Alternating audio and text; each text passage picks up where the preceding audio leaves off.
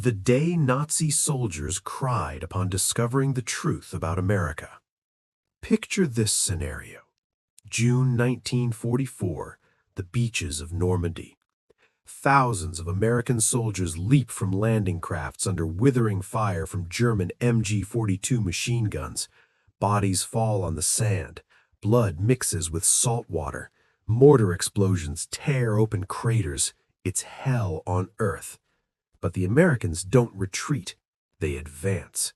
Step by step, meter by meter, they conquer every inch of that cursed beach with pure determination and ice-cold resolve. Within hours, the impossible happens. The Nazi fortress of Western Europe begins to crumble. That was the largest military landing in human history, and it was just the beginning of the most overwhelming display of power the world had ever witnessed. The United States didn't enter World War II to participate. They entered to dominate. And that's exactly what they did. But here's what nobody tells you in history class. The true American genius in World War II wasn't just destroying the enemy on the battlefield. It was winning the war without losing their soul. It was defeating Nazism using something Hitler could never comprehend: humanity combined with brute force. And the most shocking moment of this strategy happened when captured German soldiers, men who had fought to their last bullet against the Americans, found themselves facing something absolutely unthinkable, something that destroyed everything Nazi propaganda had taught them, something so simple and so powerful that it changed lives forever. Ice-cold Coca-Cola and ice cream for dessert. Yes, you heard that right. And this story will show you why this was more devastating to Nazism than any bomb ever dropped. After D-Day, the United States unleashed something Europe had never witnessed: industrial warfare on an absolute scale.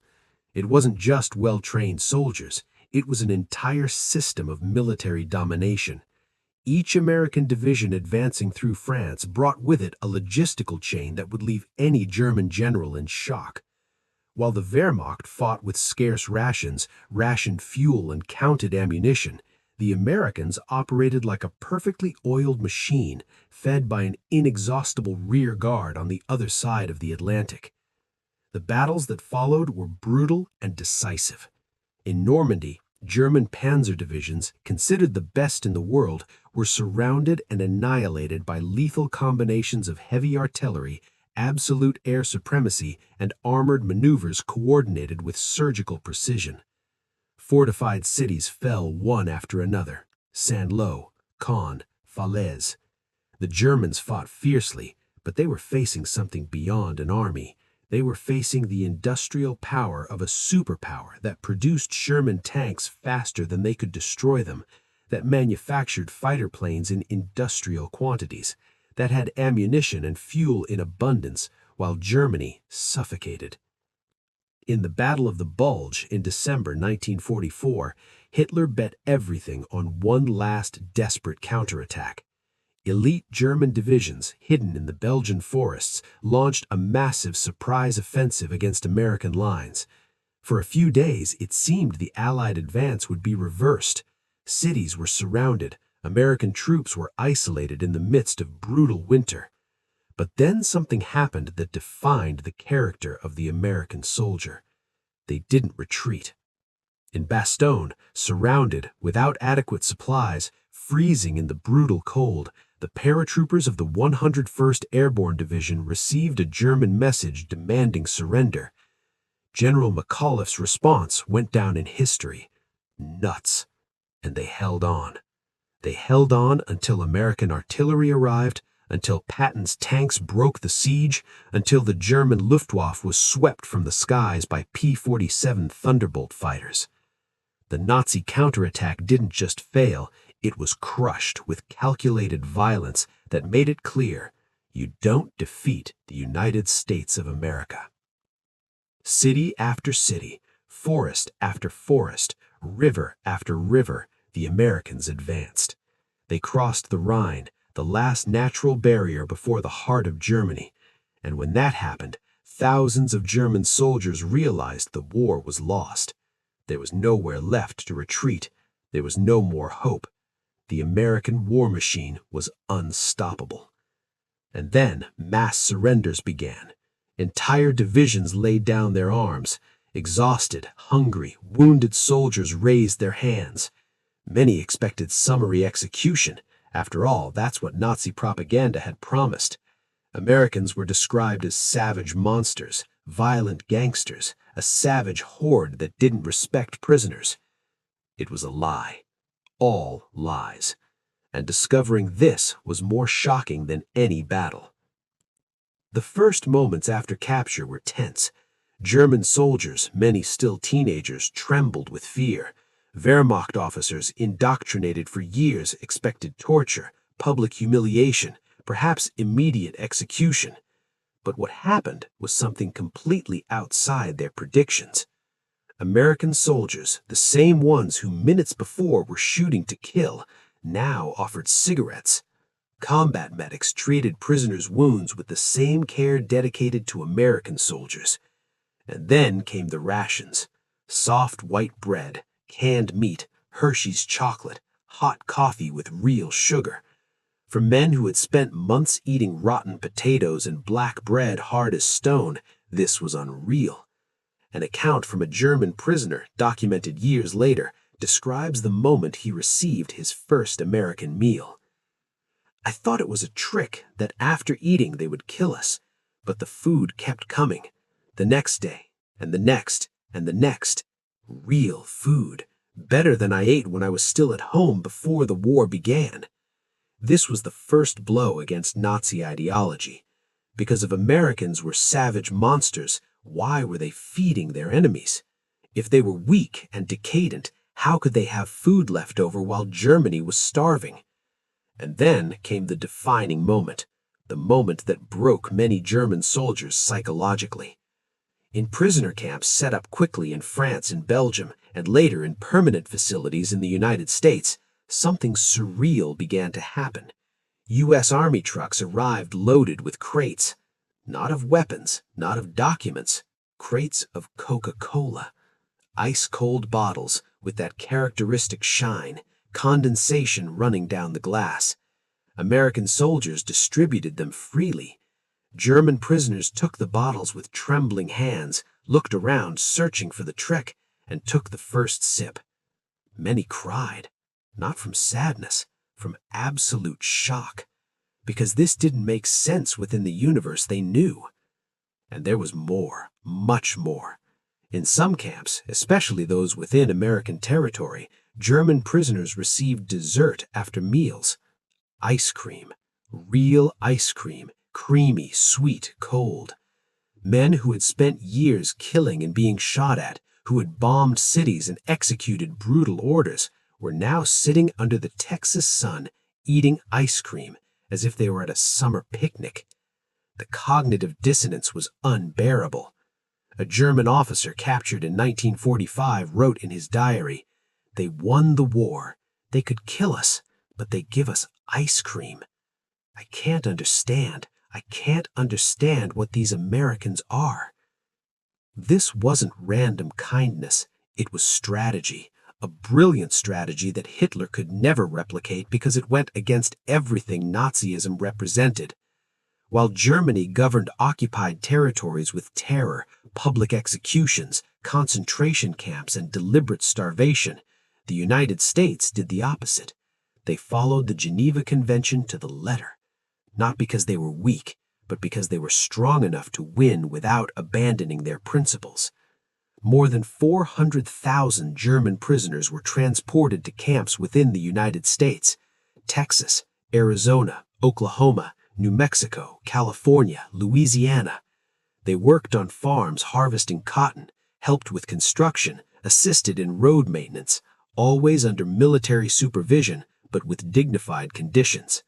They received symbolic payment in vouchers they could use at the camp canteens. They had access to libraries, movies, organized sports activities, English classes, music, theater.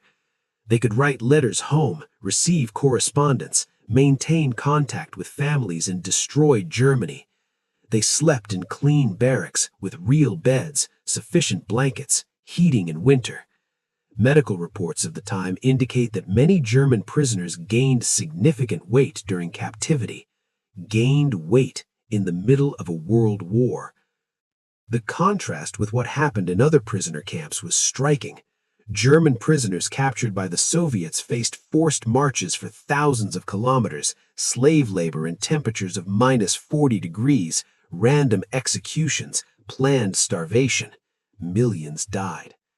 Meanwhile, American prisoners in Nazi camps suffered constant mistreatment, and Soviet prisoners were systematically exterminated. But in American camps, food was abundant, the treatment was humane, and dignity was preserved. Why? Because the United States was fighting a bigger war, a war of ideas, a war to prove that democracy and humanity are not signs of weakness, but absolute strength. And it worked. German soldiers began to question everything. They began to read American newspapers, watch Hollywood movies, listen to jazz music that was banned in Germany. They began to talk to American guards, many of whom were descendants of Germans, and realized they weren't blood enemies, but victims of a rotten system. Fanatical Nazi officers tried to maintain ideological control within the camps, but it was impossible. How do you convince a 19-year-old soldier that Americans are demons when he just received a Glenn Miller record and a chocolate bar? How do you preach Aryan racial superiority when you're being militarily defeated and at the same time treated with more dignity than your own army ever treated you?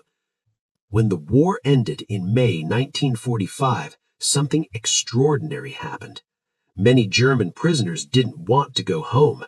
Germany was in ruins, bombed cities, destroyed economy, widespread hunger, broken families. Meanwhile, the United States was intact, prosperous, full of opportunities. Thousands of ex-prisoners requested permission to remain. Not all succeeded immediately, but many returned years later as legal immigrants.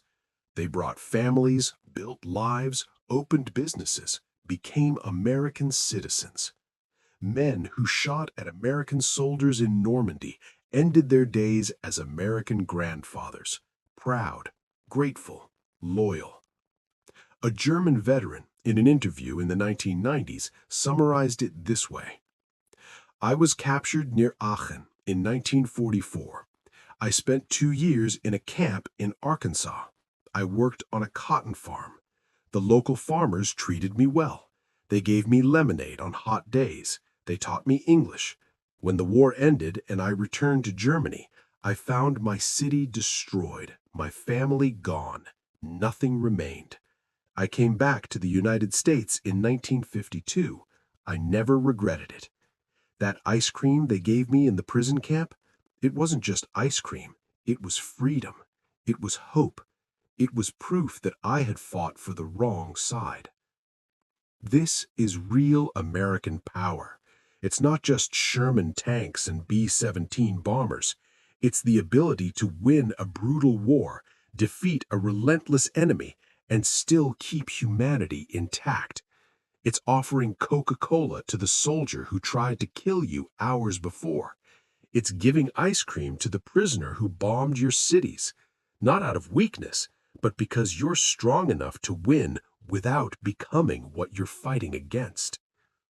While Hitler built an empire based on hatred, terror, and false racial superiority, the United States proved that true superiority comes from values, organization, industrial power, and above all, unshakable confidence in their own system. They didn't need to torture prisoners to prove strength. They didn't need to humiliate defeated enemies to feel victory. They won on the battlefield with blood and steel, and won in hearts and minds by offering something Nazism could never give: hope. The story of Coca-Cola and ice cream in American prisoner camps isn't a cute footnote to World War II.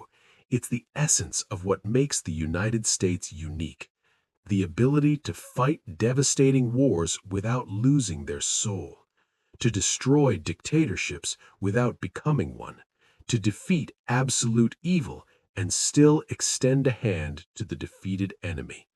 This is true American heroism.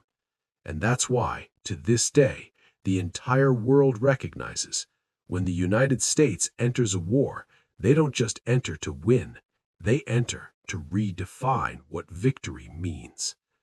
They won with tanks, planes, and courage, but they conquered with ice cream, Coca-Cola, and humanity.